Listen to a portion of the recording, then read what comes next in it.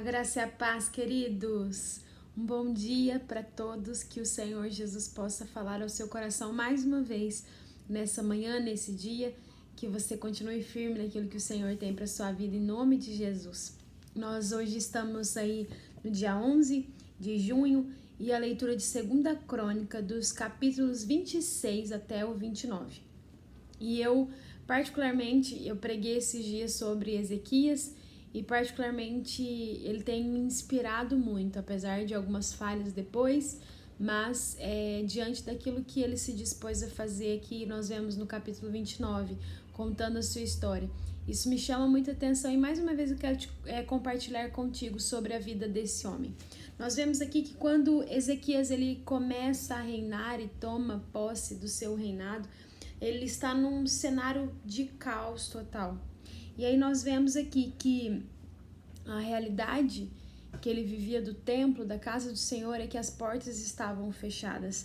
Aquele lugar tinha sido totalmente profanado, um lugar que estava totalmente imundo, um lugar que estava cheio de idolatria, um lugar que estava totalmente abandonado.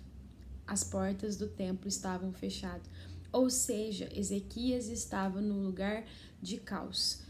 Aqui eu trago para minha vida e eu quero te convidar a fazer isso também. Em muitos momentos Deus nos coloca em ambientes de caos. Às vezes na nossa família, às vezes na nossa igreja, às vezes no nosso trabalho. Independente do lugar, na nossa faculdade, na nossa escola, Deus nos coloca em alguns ambientes de caos. Mas Deus não nos coloca para que a gente venha perecer. Mas o Senhor nos coloca para nos treinar, para nos levantar, para nos instruir ou nos fazer diferente do lugar onde nós estamos. O propósito de Deus nos colocar nesses ambientes é para que nós sejamos usados por Ele. No meio num ambiente de caos, eu quero te lembrar ali o cenário de Ezequiel 37, onde Deus coloca o profeta num ambiente do vale de ossos secos, estava totalmente em desordem. Deus coloca aquele profeta para profetizar vida. Então esse é o nosso papel na nossa sociedade, onde quer que Deus nos plantou. E aí nós vemos aqui também o posicionamento de Ezequias, e eu gosto muito dos versículos 5 e 15, eu quero ler com você, 2ª Crônicas, capítulo 29, o versículo 5 diz assim para nós: ouçam-me, levitas, disse ele, purifiquem-se e purifiquem o templo do Senhor, o Deus dos seus antepassados, e removam do santuário todos os objetos impuros. E o versículo 15, a palavra diz assim: esses homens reuniram seus parentes levitas e todos se purificaram. Em seguida começaram a purificar o templo do Senhor, obedecendo às ordens do rei, de acordo com as instruções do Senhor. O que eu quero chamar a sua atenção nesses versículos? O fato do posicionamento, primeiro de Ezequias. Ele começou a reinar e ele se colocou diante do Senhor e se purificou. Logo depois ele convocou os sacerdotes e os levitas. Aqui a gente vê frisando os levitas, porque o segundo ponto que eu quero falar com você é que eles obedeceram, eles se colocaram imediatamente em posição de serviço. Mas logo depois que Ezequias ele se purifica, ele chama os sacerdotes e levitas para se purificar em primeiro lugar e depois purificar o templo. E aqui eu vejo um baita de um ensinamento de Deus para nós. Não tem como nós falarmos para ninguém faz isso ou faz aquilo se nós não somos exemplos.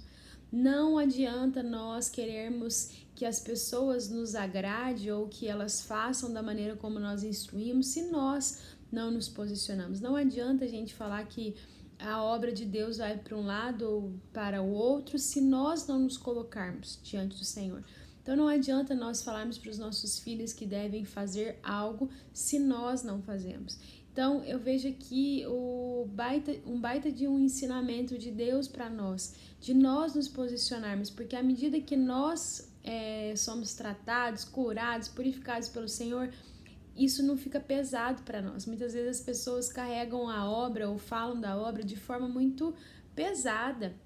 À medida que nós experimentamos, nós queremos compartilhar. Não é pesado aquilo que a gente experimenta, agora aquilo que é imposto. é pesado. Então, quando a gente é testemunha para a vida das pessoas, é porque nós vivemos. E quando nós vivemos algo de Deus, não existe coisa melhor do que experimentarmos aquilo que Deus tem para nós. A obra de Deus não é para ser pesada. A palavra também diz para nós que nós devemos levar todos os nossos fardos diante do Senhor, porque Ele já levou sobre si tudo aquilo que era para ser nosso. Então aí nós vemos, purifique o coração primeiro, que a gente possa se posicionar assim e que outras pessoas sejam alcançadas. E a outra questão é o que eu citei para vocês sobre essa postura imediata dos levitas. A palavra diz para nós no versículo 12 que os levitas começaram a trabalhar de imediato. E aí começa a citar os clãs, né, os homens que começaram a trabalhar. E nós vemos aqui a disposição em servir ao Senhor. Sempre precisa ser imediata. O Senhor, Ele deseja usar as nossas vidas. Deus tem levantado um reino de sacerdotes, um reino de levitas.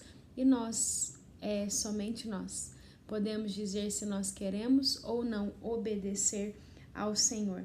E aí nós vemos o último ponto que eu quero te chamar a atenção, é que no final do capítulo fala sobre esse tempo onde Ezequias ele removeu daquela cidade toda a idolatria e o templo foi totalmente purificado e não tem outro caminho a não ser receberem a presença de Deus.